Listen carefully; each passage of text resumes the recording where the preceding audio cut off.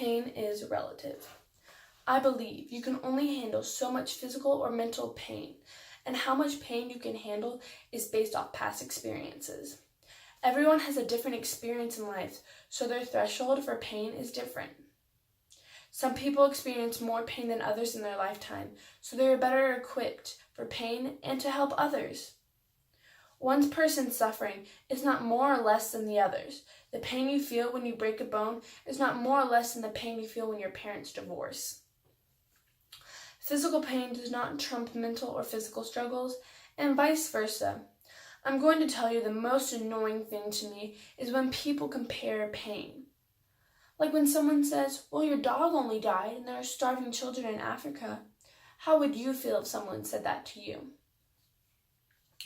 Any type of pain or struggle in a person's life leaves an imprint. Something that left an imprint in my life is when I broke my arm. But I didn't just break my arm. I dislocated and fractured it a little over 2 years ago, and I'm still facing the pain and struggles that came with breaking my arm. I broke my arm at cheer practice doing a T-jump back handspring, back walkover, back handspring. You might not know what that is, but most gymnasts and cheerleaders would tell you that's a fairly easy skill. But I jumped into my back walkover. My arm popped out of its socket. My bones broke into fragments. I was immediately rushed to the hospital, where my arm was popped back into place and put into a cast. I waited a week before my next surgery, where my doctor put a screw into my arm. No, the metal detectors do not go off the airport, but if you do shock me, I know exactly where my screw is. I had a bad experience with that in physics class recently. My arm was in a cast for the next couple of weeks till I finally started physical therapy. At this point in time, I only had felt the physical pain that came with breaking my arm. I hadn't yet been told that I'd probably never cheer again, and that my arm would never straighten out again. I was still hopeful, even though I knew it was going to be hard. I went to both physical therapy almost every day. Not only did I do that, but I also did physical therapy at home for almost 2 hours a day. I saw my physical therapist more than I saw my parents. I'm not joking. I was never not in pain for the next couple of months, mentally or physically. You may think that it's just a broken arm. Yes, but it's also the heating pad burning my skin, and my bones crunching against each other, and the tears rolling down my face as multiple people had to hold me down as one person bent and twisted my arm. It was the years of hard work rolling down the drain because I was told I was never going to be able to do cheer again, that I was never going to be able to fully extend my arm again.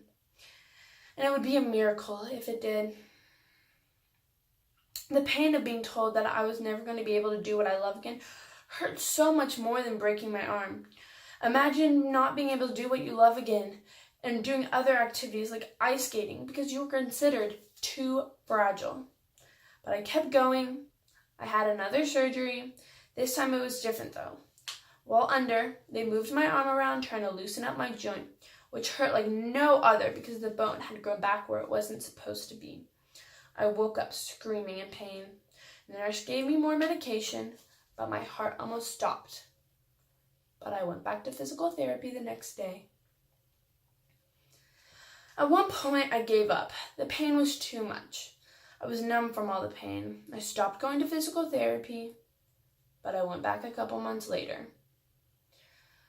But not only did I go back to physical therapy, I went back to cheerleading. I started to tumble again. Suddenly, it was all worth it. The pain isn't constant. Everyone has their ups and downs. This experience taught me to be more empathetic of others and their pain because you never know what they're going through.